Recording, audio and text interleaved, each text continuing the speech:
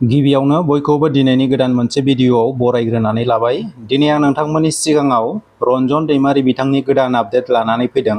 रनजन दैमारि बिथाङा दायो गावनि आंगो न'आव सफैनो हाबाय। दा नोंथांमोननि गोसोआव माखासे सोंथि जाखांदों जानांगौ। थारैनो रनजन दैमारि बिथाङा उदां जाबाय नामा? रनजन दैमारि बिथाङा सानबैसेनि थाखाय न'आव फैनो मोनखो? रनजन दैमारि बिथाङा माब्ला उदां अख्राङाव फैगोन? बैफोर गासै आयदानि सायाव दिनै गुवारै सावरायगोन। बेनिखायनो भिडियोखौ स्किप खालामाजासे जोबजासिम नायलां।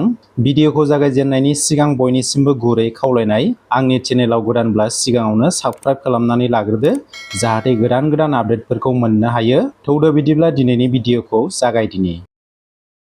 रनजन दैमारि बिथाङा एनुवेल लिभ मोननायनि गेजेरजों 30 साननि थाखाय 20 आगस्ट खालारखालि गावनि न'आव सफैनो हादों। रनजन दैमारि बिथांखौ साननैसोनि थाखाय न'आव फैनो मोननायखौ लानानै जोंनि साफ्रोमबो बर' रायजो राजाफोरा गोजोननाय मोनदों।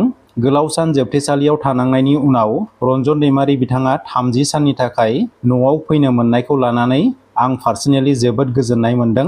रनजन दैमारि बिथाङा माबायदि प्रसेसनि गेजेरजों 30 सान न'आव फैनो मोनखो बेखौ अनजालि दैमारि बिथाङा फोरमायदों।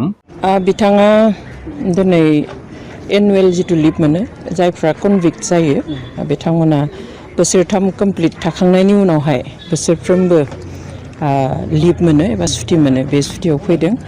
गिबि बोसोर सुटि होयोब्ला 20 साननि थाखाय होयो। थांनाय बोसोराव 20 साननि थाखाय फैदोंमोन। देग्लायनिफ्राय बिथाङा बोसोरफ्रोमबो 30 सान बेबायदि सुटि मोनगोन। बेनि थाखाय जों न'खरनिफ्राय एप्लाइ खालामनो नांगौ। जों बेखौ एप्लाइ खालामदोंमोन। जुलाइ मासावनो गासैबो फर्मेलिटिसआ जाजोब्बायमोन, खिन्थु 15 आगस्ट एबा उदांस्रि सान थानायखाय हरथ'वाखैमोन एप्रुभ जाब्लाबो। दा उदांस्रि सान जोबनाय लोगो लोगो मैया जों लाइजामखौ मोनबाय, ओमफ्राय दिनै फैदों। 30 डेज एबा 30 सान न'आव थागोन। दा नोंथांमोना गोबाङानो साननो हागौ, सरकारनि गोहोम एबा सरकारनि सावरायलायनायनि गेजेरजोंसो रनजन दैमारि बिथाङा बेबायदि न'आव फैनो हादों। बेनि सायाव अनजालि दैमारि बिथाङा फोरमायना होदों। बेनि थाखाय रावबो जेबो खालामनो नाङा। बे एक्ट दंखायो, प्रेजेन्ट एक्ट भारतनि संबिधानावनो, जे जाया कनभिक्ट जायो बियो बोसोरथाम कमप्लिट जुदि थाखाङो, बोसोरथाम कनभिक्ट जाखांनानै जेलाव थानायनि उनावहाय सुटि मोनखायो। बेवहाय बेनि थाखाय सोरबा सोरखारनि गोहोम बा सोरबा दैदेनगिरिनि बुंनाय बेनि थाखाय जेबो नङा, जेबो लेना देना गैया बेवहाय। जोङो फर्मेलि अफिसाव एप्लाइ खालामनो नांगौ आरो बे मथे आइजि प्रिजन अफिसनिफ्राय बिसोर एप्रुभ खालामो। जोंनि जायगायावहाय रिपर्ट लाहरो।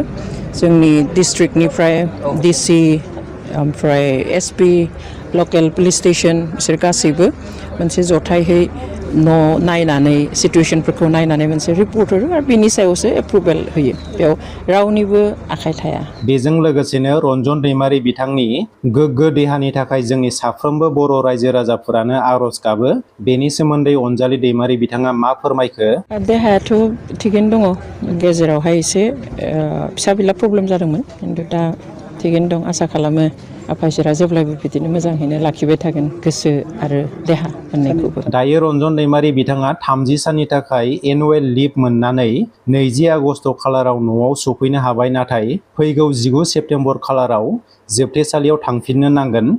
दा जोंनि साफ्रोमबो बर' रायजो राजाफोरनि मोनसे गेदेर सोंथिया बेनोदि रनजन दैमारि बिथाङा माब्ला अराय समनि थाखाय उदां अख्राङाव फैगोन? रनजन दैमारि बिथाङा अराय समनि थाखाय उदां अख्राङाव फैनायखौ जोंनि साफ्रोमबो बर' रायजो राजाफोरानो हास्थायो। नाथाय जोंनि माखासे पलिटिकेल लिडारफोरासो रनजन दैमारि बिथांखौ उदां अख्राङाव फैनायखौ लुबैया बायदि नुहुरो।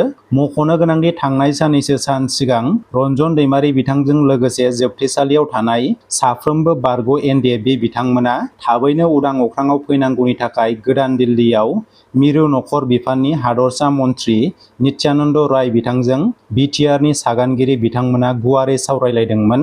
आरो बे सावरायलायनायनि गेजेरजों मिरु नखर बिफाननि हादरसा मन्त्रि नित्यानन्द राय बिथाङा खोथा होनाय बायदिब्ला थाबैनो रनजन दैमारि बिथांजों लोगोसे साफ्रोमबो बारग' एनडिएफबि बिथांमोनखौ उदां अख्राङाव लाबोगोन।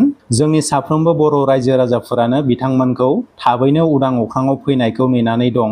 रनजन दैमारि बिथाङा माब्ला उदां अख्राङाव फैगोन बेखौ लानानै अनजालि दैमारि बिथाङा माखासे गोनां बाथ्राफोरखौ फोरमायदों। दायो जिथु स्टेटआ सुप्रिम कर्टआव थानाय केसआ दा जोङो एप्रिलनिफ्राय हियारिं डेट मोनाखै मोनैनि जाहोना एप्रिल दानावहाय जों खबर मोनफैबाय जोंनि सुप्रिम कर्टनि एडभकेटआ बुंबाय जे जोंनि जाय जाज मेइन जाज माने 2 जाजेस बेन्च जेरावहाय बे केसखौ सायदों सासेया थांलाय फैलाय जाबाय थायो खिन्थु सासेया पार्मानेन्टलि बेयाव थायो थ' बिथांखौ केरालानि जिथु सबरिमाला केस बे सबरिमाला केसखौ रिअपेन खालामनायावहाय बेखौ दैलि बिसार खालामनाय जागोन बेवहाय जोंनि माबाखौ लांथ'नाय जागोन जाजखौ बेवहाय एपइन्ट खालामनाय जाथ'दों होननानै 9 जाजेस बेन्चमोन बियो बेवहाय बिथांखौ लांदोंमोन बेयाव जोंनो खबर हरदों जे बे 3 उइक्स लागोन सप्ताथामाव बे केसा जोबगोन बेनि उनाव जोंनि हियारिंआ जाफिनगोन नाथाय सप्ताथामाव जोबाखसै बेनि उनाव मास मोनसे लाबाय जोबाखसै बेनि उनावहाय जुननि 1 थारिखनिफ्राय 12 जुलाइसिम सामार ब्रेक जाबाय गरम बन्द मोनबाय